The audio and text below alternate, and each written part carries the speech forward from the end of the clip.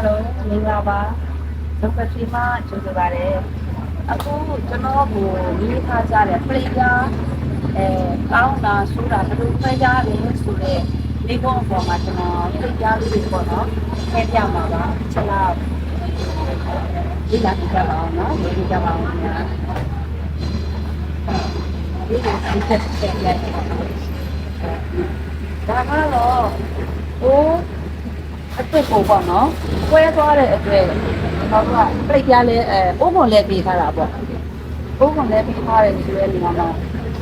အနိကတစ်ချက်လောက်ပြပြ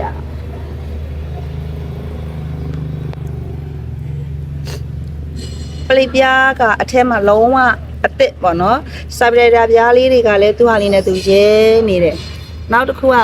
ကျွန်တော်တို့ဒီမှာဘာတွေကိုဂရုစိုက်ရတယ်လဲဆိုတော့ကျွန်တော်တို့ဒီအထက်ကပလိပြားတော့ကောင်းတယ်ဒါပေမဲ့စပရိုက်တာပြားတွေကျိုးသွားလို့ရှင်လေအဲ့ဒါဖြစ်နိုင်ပါတယ်ပေါ့နော်ဒါက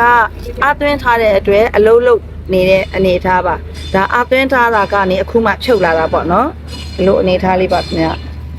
အိုးအစ်စ်လိုကောင်းတဲ့အနေအထားကိုကြည့်ပြီးပြီဆိုလို့ရှိရင်တော်သိမ့်ရုံအနေအထားလေးကိုကျွန်တော်တစ်ချက်ပြပေးပါမယ်အိုးပါမှာ2ယောက်အိုးတစ်လုံးရှိတယ်အဲ့လေယူပေးလို့ကောင်းလေး2ယောက်ချက်လောက်ဒီပလိတ်ပြားမှာဆိုလို့ရှိရင်ဒါပြောမယ်ဆိုလေသူ့ဟာလေးနဲ့သူကောင်းသေးတယ်ဒါပေမဲ့ဘေးဘက်ကပလိတ်ပြားတွေကတော့ကျွေသွားပြီပေါ့နော်ကျွေသွားပြီမဲ့တကယ်တမ်းကဒီပေါ့နော်သူကလည်းအိုးကွဲသွားတဲ့ဟာကိုကျွန်တော်တို့ဖယ်ထားတာဒီအပြင်ဘေးချက်သာကျွေသွားမယ်အထက်ကပလိတ်ပြားတွေကတော့အကုန်လုံးကောင်းသေးတယ်ပေါ့ဒါဆိုရင်သူကပြစ်ထားတာကြာသွားတဲ့အတွက်မိကြောင်နေတဲ့အနေအထားပေါ့နော်ဒါကိုကျွန်တော်ကမလုံနိုင်သေးလို့လုံနိုင်တဲ့အချိန်ကျရင်ဘေးချက်တွေဖယ်ပြီးတော့ဒါလေးတွေကိုအိုးခွန်ထဲကိုအသစ်ပြန်ထည့်ရမယ့်အနေအထားမျိုးပေါ့ဒါလေးဆိုလို့ရှိရင်ဒါဒီအနေအထားဆိုလို့ရှိရင်သူဒီလေတက်တန်းတစ်ခုရောက်သွားပြီမဲ့ကောင်းသေးတယ်ဆိုတဲ့အနေအထားမျိုးပေါ့နော်